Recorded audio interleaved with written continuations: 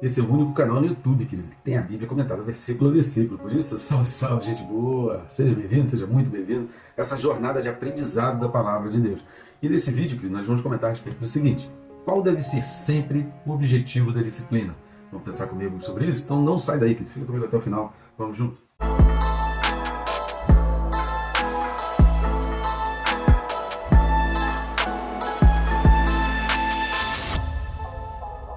Rapidamente inscreva-se no canal, é rápido e fácil, você vai clicar no botão de inscrever, pronto, já vai estar inscrito. Eu recomendo ainda clicar no sininho, porque você vai ter dois benefícios, né?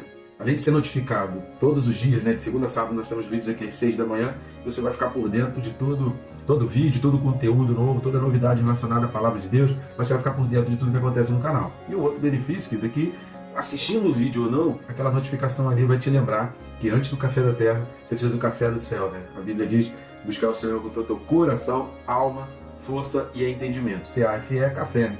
Tá certo? Então vamos lá? O texto desse vídeo, Hebreus capítulo 12 e o versículo de número 10. Hebreus 12, versículo 10 diz assim: pois eles nos corrigiam por pouco tempo, segundo melhor lhes parecia. Deus, porém, nos disciplina para aproveitamento, a fim de sermos participantes da sua santidade.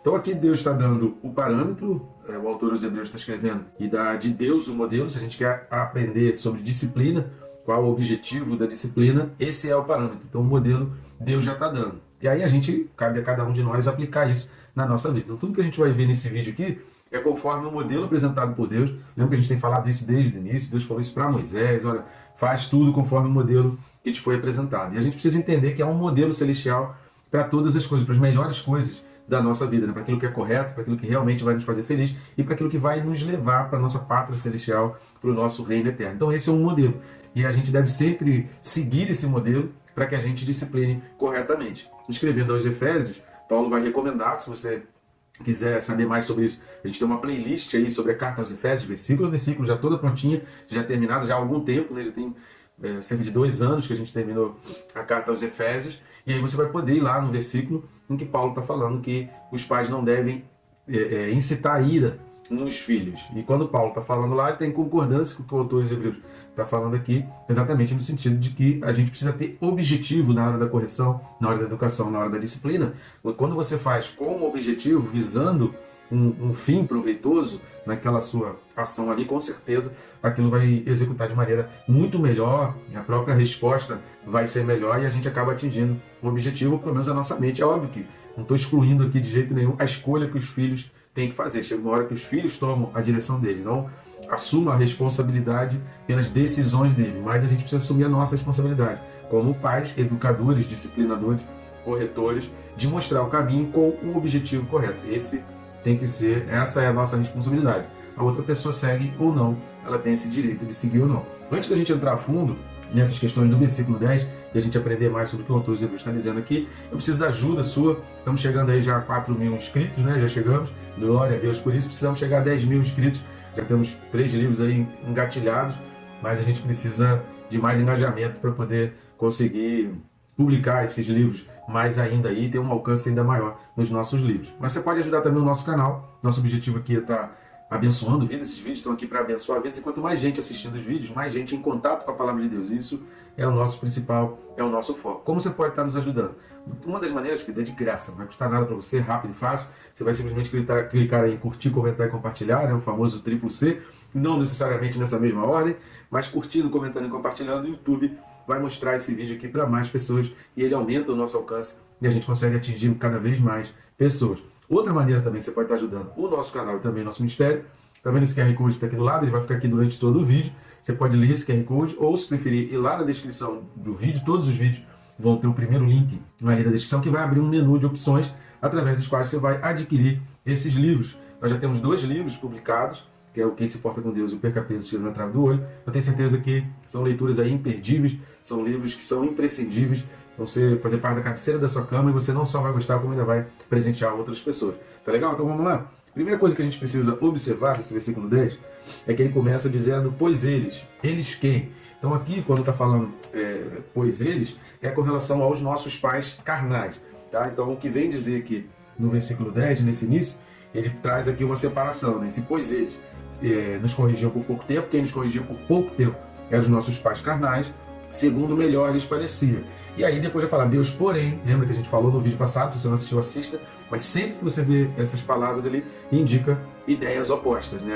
Uma visão foi falada antes, outra visão foi falada depois, indica oposição. Então aqui ele está falando dos pais carnais, que são aqueles que nos corrigem, e sobre esses nós falamos também um pouco no versículo passado, no vídeo passado, a gente também vai falar um pouco aqui. E aí é por isso, querido, é por essa razão que o autor vai fazer esse comparativo, é por essa razão que a gente vai ver porque que há ideologias malignas e do mundo querendo nos jogar contra os nossos pais. Então, sábios são aqueles que não se deixam enredar por esses sofismas. Vamos dar uma lida na segunda carta de Paulo aos Coríntios, capítulo 10, versículos de 4 a 6. 2 Coríntios 10, de 4 a 6, fala assim: porque as armas da nossa milícia não são carnais, e sim poderosas em Deus, para destruir fortalezas, anulando nós sofismas e toda altivez que se levanta contra o conhecimento de Deus, e levando cativo todo pensamento à obediência de Cristo, e estando prontos para punir toda desobediência, uma vez completa a vossa submissão. Então o que Paulo está falando aqui, né, dentre outras coisas, o objetivo não é estudar a carta de Paulo aos Coríntios, mas a gente vê sabiamente que há sofismas, há ideologias impregnando a cabeça, levando pessoas a se tornarem desobedientes, a se levantar contra o conhecimento de Deus. Por isso há essa... Você deve ter ouvido, você deve ouvir direto falar, muitos livros, palestrantes, muitos vídeos nas redes sociais sobre autoconhecimento. Por que essa busca desenfreada? Por que esse desespero? E por que tanta valorização com relação ao autoconhecimento? Porque nessa busca por um autoconhecimento, as pessoas estão perdendo o conhecimento de Deus. A gente precisa ter cuidado. A Bíblia fala que a gente precisa conhecer a si mesmo. Conhecer a si mesmo é diferente dessa busca por autoconhecimento que tem se colocado aí no mundo. São coisas diferentes. A gente não pode confundir o conhecer a si mesmo, que a Bíblia orienta, com esse autoconhecimento. É uma linha diferente. Se você já leu, já estudou, já viu o livro, você vai ver que é diferente do que a Bíblia fala. Num outro vídeo, se você quiser, você pode deixar nos comentários aí. De repente a gente faz um vídeo esclarecendo aí essas diferenças, dessas buscas pelo autoconhecimento, que as ideologias que o mundo vem impregnando, e a busca do conhecimento de Deus. Que Paulo vai dizer aqui aos Coríntios que há sofismas, ideologias destruindo essa busca, né, e se levantando contra o autoconhecimento de Deus, tornando pessoas desobedientes, levando o pensamento à desobediência e não permitindo que o pensamento fique obediente a Cristo. Então, esse tipo de ideologia, ele vem nos jogar contra os nossos pais. Por quê? Porque nesse versículo 10 aqui de Hebreus 12, o autor está falando dessa importância e de como essa analogia, de como o entendimento dessa correção e da disciplina dos pais é fundamental para entendermos a disciplina de Deus.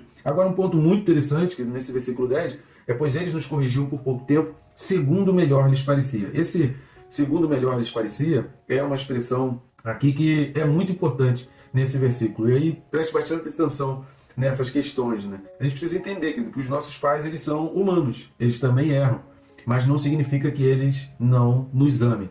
A gente precisa entender isso, que embora é aquilo que a gente falou lá no início, né, desse vídeo, a gente busca a disciplina da maneira correta, com o objetivo correto, tendo em mente o alcance para onde a gente deseja ir, isso não nos livra de às vezes falhar, às vezes errar, às vezes exagerar. E a gente precisa saber diferenciar, né? Que uma coisa é a gente entender que tem alguns pontos que foram exagerados, que foram errados. Outra coisa é a gente achar que aquilo tudo foi feito e que não foi por amor. A gente precisa compreender e enxergar que os nossos pais também têm as suas limitações dentro daquilo que eles aprenderam. Às vezes eles aprenderam, eles foram criados daquela maneira, nunca leram ou buscaram entendimento em outro lugar para saber outra maneira de expressar amor, e aquela é a única maneira que eles sabem de expressar amor, que sabem demonstrar. Então essa compreensão nos dá esse entendimento de que eles são diferentes de nós, não tem que ser igual, mas não significa que também eles não nos amem. Quando nós entendemos que os nossos pais fizeram o melhor, que eles fizeram o melhor, conforme o que eles tinham nas suas mãos, nas suas condições, nós agimos com mais misericórdia. O grande problema dessa falta de entendimento de que nossos pais estão fazendo o melhor é o nosso coração ficar livre de misericórdia e a gente acabar não tendo nem misericórdia com os nossos pais e nem exercendo misericórdia na nossa vida do dia a dia. O diabo, ele quer destruir esse entendimento. A Bíblia alerta por várias vezes que o diabo, ele vem tentando, ele vem objetivando destruir esse entendimento da misericórdia sobre o melhor dos pais. E o que o mundo tenta fazer, e muita gente tem lutado contra a ideologia, a escola sem partido, é porque uma escola ela não pode impregnar ideologias. Quem tem que ensinar a ideologia correta, seja qual for a religião, são os pais. Os pais querem o melhor para os filhos e não compete escolas, universidades, colégios, não compete a eles mudar aquilo que os pais estão querendo colocar. Salvo raríssimas exceções, né, quando um professor, um pedagogo, um psicólogo da escola percebe que está havendo alguma violência doméstica, alguma situação desse tipo. Mas aí a gente está falando de outra coisa, né? Isso aí é outro extremo, a gente não pode confundir essas situações. Agora, quem tem que dar o rumo de ideologia são os pais. E o que a gente vê é que em muitas escolas, muitos colégios, eles estão jogando os filhos contra os pais e tentando tirar dos filhos essa misericórdia do entendimento. Meu pai está fazendo o melhor, minha mãe está fazendo o melhor, na condição que tem, tudo aquilo que eles têm nas mãos, mas eles estão fazendo o melhor. Então eu vou agir de misericórdia com os meus pais. Vamos ver esses alertas, e aí anote esses versículos aqui, que são alertas da Bíblia para um mundo que viria ainda não era totalmente a realidade daquele povo, da época da igreja primitiva. Então isso aqui era uma profecia, era um alerta em relação ao futuro, já estava começando a acontecer, mas nada comparado ao que a gente está vendo hoje. Então, se liga nesses alertas que a Bíblia já está dando nessa direção para a gente ter cuidado com essa formação de ideologia, essa formação da mente, essa impregnação de sofismas ideológicos, jogando filhos contra pais, e que a Bíblia já faz esses alertas. Vamos ver os alertas? O primeiro está em Romanos 1, do 28 ao 32. Carta de Paulo aos Romanos, capítulo 1, do 28 ao 32, fala assim: e por haverem desprezado o conhecimento de Deus, repare aqui que a gente já falou sobre essa busca do autoconhecimento, e leva as pessoas a desprezarem o conhecimento de Deus. O próprio Deus os entregou a uma disposição mental reprovável, para praticarem coisas inconvenientes, cheios de toda injustiça, malícia, avareza e maldade, possuídos de inveja, homicídio, contenda, dolo e malignidade, sendo difamadores, caluniadores, aborrecidos de Deus, insolentes, soberbos, presunçosos, inventores de males, desobedientes aos pais, olha aqui, insensatos, pérfidos, sem afeição natural e sem misericórdia. Ora, conhecendo eles a sentença de Deus, de que são passíveis de morte, os que tais coisas praticam, não somente as fazem, mas também aprovam os que assim procedem. É por isso que você vê na grande mídia, você vê em muitos jornais, pessoas aplaudindo outros que estão agindo dessa maneira. Repare, contra o conhecimento de Deus, cheios de injustiça. Repare os alertas aqui. Então é isso que a gente já está começando a ver ao nosso redor. Se olhar à sua volta, você já vai ver isso. Injustiça, malícia, você não vê isso. Injustiça, malícia, avareza, malignidade, inveja, homicídio, contenda, dolo, malignidade. Você não está vendo isso tudo? Né? Maldade. Você não está vendo isso tudo ao seu redor? Por que isso? Isso é a falta da busca do conhecimento de Deus. Quanto mais perto a gente está do conhecimento de Deus, quanto mais a gente busca o conhecimento de Deus, a conhecer a si mesmo é diferente do autoconhecimento que o mundo prega, é totalmente diferente. A gente não pode confundir essa valorização do ego, esse humanismo, esse hedonismo, a busca pelo prazer. E isso não tem nada a ver com o que a Bíblia fala de conhecer a si mesmo. Isso tudo só acontece porque há um afastamento de Deus, há um sofisma impregnado na mente, levando pessoas a se tornarem desobedientes aos pais.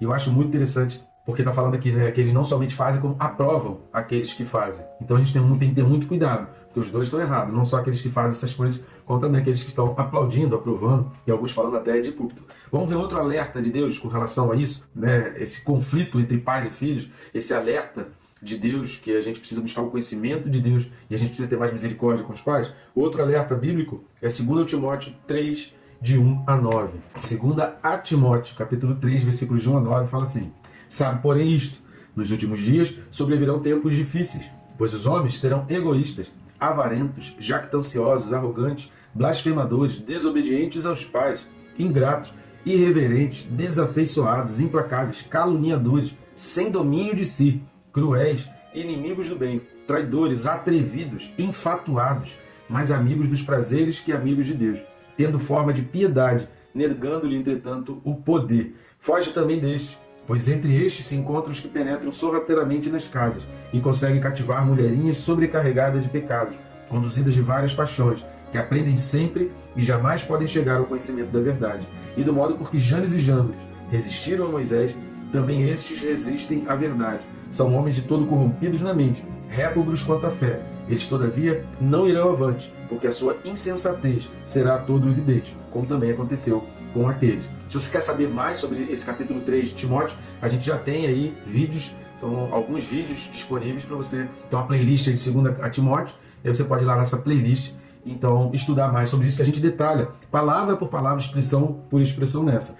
Agora, repare aqui o seguinte, olha, versículo 4 de 2 Timóteo 3 fala: mais amigos dos prazeres que amigos de Deus, e o versículo 5, tendo forma de piedade, negando-lhe, entretanto, o poder. Então foge dessas pessoas que tendo forma de piedade, falando muito em caridade, em ajuda, em ação social. Então muito cuidado com essas igrejas, cujo foco principal é a ação social. Porque elas estão negando o poder de Deus, o poder que transforma, o poder que resgata, o poder que perdoa pecados, o poder que pega uma pessoa que vivia na lama e no pecado e transforma essa pessoa. Então, quando está falando aqui desse poder, está falando do poder transformador. Então, tem algumas pessoas aí, falando aí, até sendo ícones aí na internet, falando, negando esse poder transformador. E por que eles negam o poder transformador de Deus? Eles querem aceitar todo tipo de pecado dentro das suas igrejas, dizendo aí que o homossexualismo é algo plenamente aceitável, que a igreja precisa reconhecer e entender que isso faz parte do novo mundo, e a igreja precisa abraçar esse tipo de coisa, que a Bíblia precisa ser reescrita, que a Bíblia precisa ser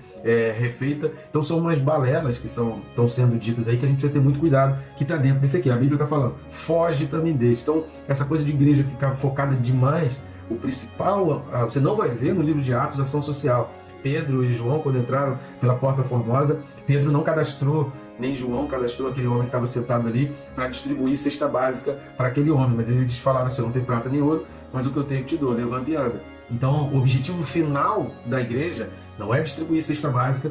Tem muita igreja substituindo Cristo por uma cesta básica. Então, a distribuição de cesta básica de ação social é algo que pode ser feito, que deve ser feito, mas não pode substituir o Evangelho, não pode substituir a Cristo, não pode substituir a salvação. Independente de ajudar socialmente ou não, a gente precisa pregar o reino, a gente precisa pregar o futuro. Essa carta aos Hebreus, ela está mostrando claramente que, independente das situações, contexto de perseguição, contexto de confisco de bens, contexto de prisão, o autor aos Hebreus está falando, olha para o céu, olha para a pátria celestial. Entenda que às vezes a situação ruim que a pessoa está passando é correção de Deus, é disciplina de Deus. Então a gente tem que ter muito cuidado. Primeiro apresenta Cristo, primeiro apresenta a salvação. Esse é o objetivo final. E aí a gente vai ver dentro da igreja primitiva aqueles que estão convivendo ali dentro, tendo tudo em comum, mas não como uma ação social, mas sim como uma ajuda mútua de irmãos, com o objetivo da expansão do reino, com o objetivo de levar o reino de Deus pela face da terra. Tá? Então não confunda isso. É isso que Paulo está escrevendo aqui a Timóteo. Cuidado, porque esse pessoal forma muito de piedade, caridade,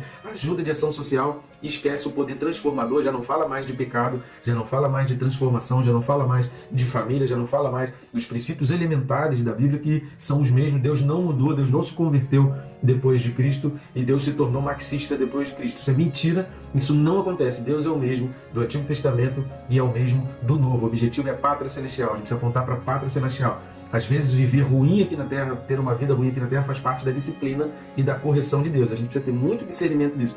Se a pessoa não quer Jesus, se a pessoa não quer buscar, precisa entender que às vezes você está aliviando uma dor que está sendo provocada por Deus para a disciplina. Esse discernimento a gente precisa ter, para nem a gente agir com maldade sobre a pessoa, mas também para que a gente não esqueça o objetivo para o qual a igreja existe nesse mundo, a pátria celestial, levar as pessoas à salvação, entender que se Deus tem o poder para transformar aquela vida e fazer aquela vida ser próspera, ter tudo de bom, Deus tem o poder para salvar aquela pessoa do pecado, mas Deus tem o poder para que, se essa pessoa morrer dentro daquela condição ruim, mas ela aceitar Cristo, ela vai ser salva, e esse é o principal objetivo. Melhorando de vida ou não, ela precisa da salvação, ela precisa de Jesus para entrar no céu. E aí o texto do versículo 10 vai continuar dizendo, porém Deus nos disciplina para aproveitamento. Então aqui o autor da carta aos Hebreus está dando a dica. Para que serve a disciplina?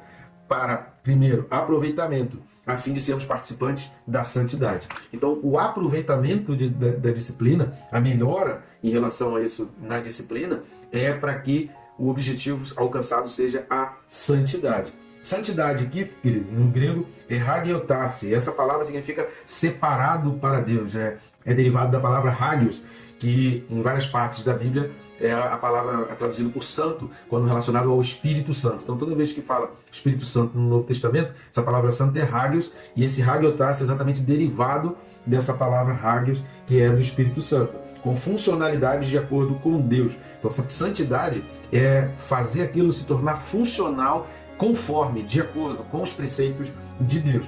Ou seja, o objetivo da disciplina é preparar a estrutura do nosso corpo para habitar o Espírito de Deus, em oposição ao Espírito do mundo. Se não há distinção entre o Espírito do mundo e o Espírito de Deus e a minha vida, ela está se tornando agradável para as coisas desse mundo, para os prazeres, para uma busca hedonista e humanista, nesse desenfreio do autoconhecimento, eu estou me afastando de Deus. Tiago vai falar sobre isso. Cuidado, que aqueles que querem se tornar amigos do mundo se tornam inimigos de Deus. Então a gente precisa ter muita atenção.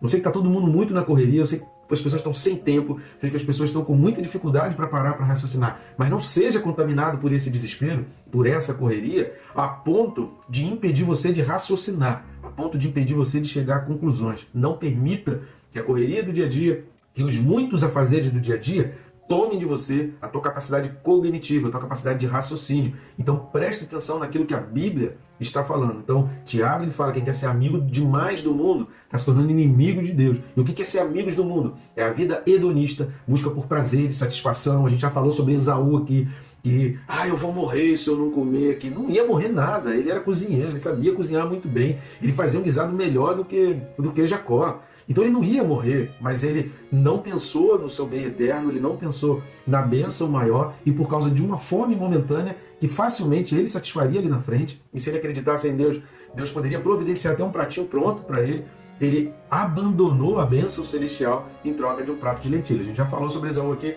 em mais de 3 vídeos, então assista os vídeos aí correspondentes a Esaú aqui na Carta aos Hebreus, que a gente já comentou sobre isso. Isso é ser amigo do mundo, é agir como Esaú.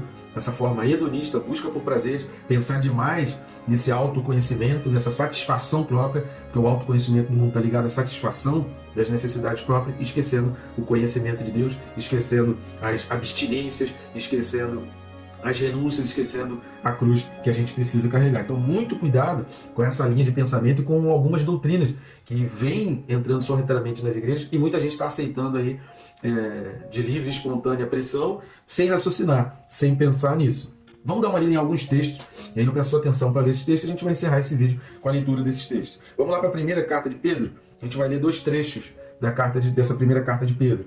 O primeiro trecho é 1 de Pedro, capítulo 1, versículos 14 e 15. 1 de Pedro, capítulo 1, versículos 14 e 15, fala assim: como filhos da obediência, não vos amoldeis as paixões. Cara, grifa isso na tua Bíblia. Paixões que tinhas anteriormente na vossa ignorância. Marca isso também. Pelo contrário, ou seja, o oposto é que deve ser o executado. Segundo é santo aquele que vos chamou, tornai-vos santos também vós mesmos em todo o vosso procedimento. Em todo o vosso procedimento, ou seja, no seu dia a dia, na sua execução, no seu falar, no seu levantar, na hora de trabalhar, na escola, no caminho, na condução, no supermercado, no hortifruti, no sacolão, na peixaria, no aviário, dormindo, dentro de casa, fora de casa, com amigo, com inimigo, com família, todo o vosso procedimento. A gente precisa ser santo e a gente precisa ser separado para Deus. Vamos dar mais uma olhada ainda na primeira carta de Pedro, capítulo 4, versículos 1 e 2. Primeira de Pedro 4, versículos 1 e 2 diz assim: ora, tendo Cristo sofrido na carne, armai-vos também vós do mesmo pensamento, pois aquele que sofreu na carne deixou o pecado, para que no tempo que vos resta na carne, já não vivais de acordo com as paixões dos homens, mas segundo a vontade de Deus. Tem muita gente aí liderando igrejas até grandes, que são mais coaches motivacionais, motivando as pessoas a se concentrarem e a viverem nesse mundo. Não falam mais de pecado, não falam mais de abandonar pecado, não falam mais do Deus que perdoa pecados, não falam mais do Deus que conserta uma vida, não falam mais do Deus que age poderosamente, não falam mais do Deus capaz de mudar completamente a natureza de uma pessoa, a natureza carnal para uma natureza espiritual. Não falam mais, não pregam mais nada sobre isso, que é bíblico, que é o objetivo principal da igreja. E eles ficam focados demais nessas coisas de coaching, de motivação. Pedro aqui, ele está dando, como se diz lá no Rio de Janeiro, né? Ele está dando papo. Pedro aqui está dando papo, ó. Segue isso aqui, porque Deus é santo. Deus, ele é santo. Então não viva mais de acordo com as paixões dos homens. Não são as paixões humanas, as paixões da carne que devem te direcionar, que devem te guiar, que devem te orientar. Mas, olha aqui o mais também, porém, entretanto, contudo, todavia, segundo a vontade de Deus. As pessoas não estão querendo mais saber qual é a vontade de Deus, mas elas querem ficar ricas, elas querem ter prazer, elas querem ser felizes com as coisas aqui da terra. E aí, aquilo é um prato de lentilha, pelo qual ela está trocando a sua eternidade. Vamos lá agora para Romanos 5, versículos de 1 a 5. Carta de Paulo aos Romanos, então carta aos Romanos 5, de 1 a 5 fala assim: justificados, pois, mediante a fé, temos paz com Deus por meio de nosso Senhor Jesus Cristo, por intermédio de quem obtivemos igualmente acesso, pela fé, a esta graça na qual estamos firmes, e gloriamo-nos na esperança da glória de Deus. E não somente isto, mas também nos gloriamos nas próprias tribulações. Repare que passar por tribulação é uma situação difícil, Paulo está falando, eu estou me gloriando nisso também, sabendo que a tribulação produz perseverança, e a perseverança, experiência, e a experiência, esperança. Ora, a esperança não confunde, porque o amor de Deus é derramado em nosso coração pelo Espírito Santo que nos foi outorgado.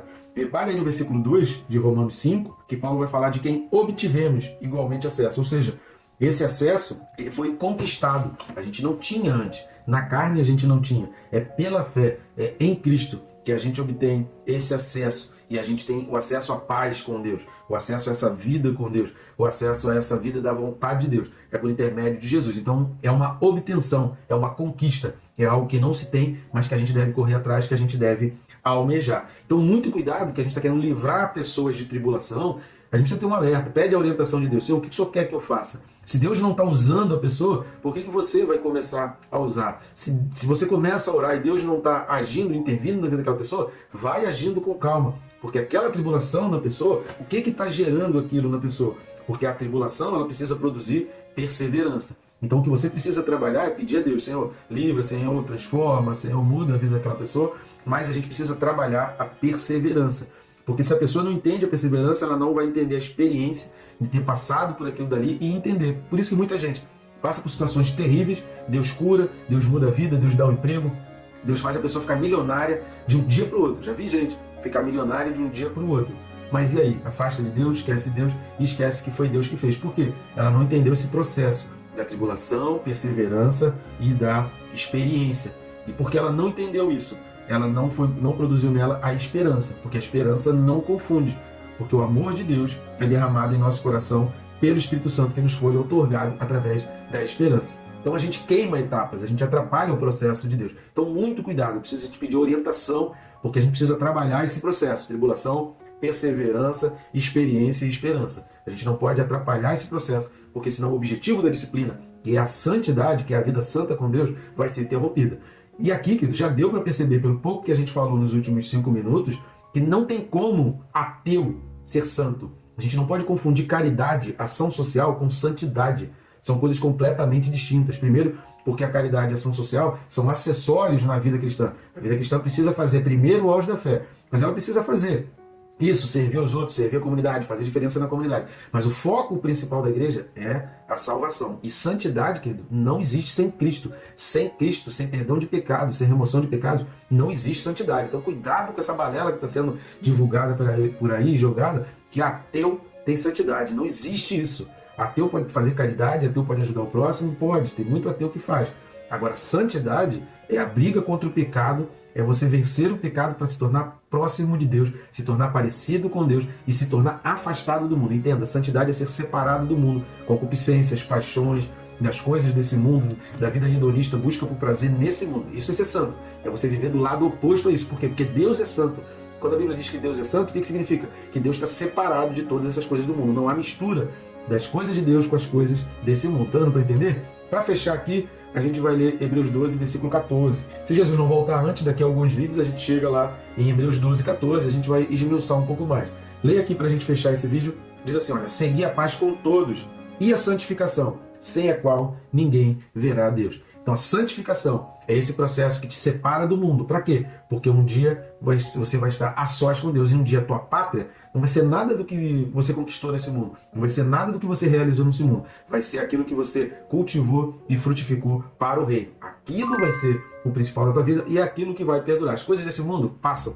Tudo nesse mundo vai passar. Então não tem como ateu ter santidade. Agora, se você não buscar a santificação, você não vai ver Deus. A gente vai falar sobre isso mais um pouco para frente, sobre essa expressão de verá o Senhor. O que significa isso? Então não perca os próximos vídeos aí para você compreender o que significa isso. Aqui, entenda. Primeiro, o objetivo da disciplina tem que ser esse afastamento do mundo. Tem que ser uma vida voltada para Deus. Tem que ser uma vida longe das paixões, longe do hedonismo, longe dessa busca desenfreada pela coisa do mundo. E santidade é viver separado do mundo. Então ateu não tem como ter santidade. Tá bom, gente boa? Que Deus te abençoe, rica e abundantemente.